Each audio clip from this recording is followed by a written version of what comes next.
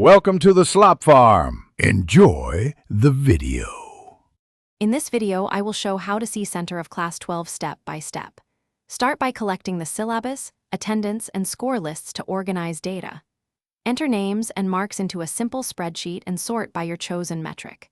Find the midpoint student or calculate the median score, then verify ties using attendance or recent assessments. This approach is clear, fair, and easy to present to students and staff. Gather all records and make sure names, roll numbers, marks, and attendance are complete and accurate before you start. Use the register or digital portal to cross-check any discrepancies and correct them. Mark students who are absent or transferred to avoid skewing the center calculation. Clean data saves time and prevents mistakes when finding the middle student or calculating median values for the Class 12 cohort. Sort your clean list by marks, attendance, or the metric you decide represents class performance.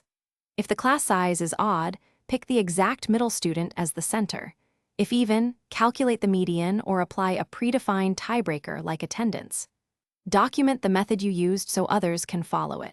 Communicating the steps clearly ensures transparency and helps students understand how the center was determined. Thanks for watching. Consider subscribing if we helped you today.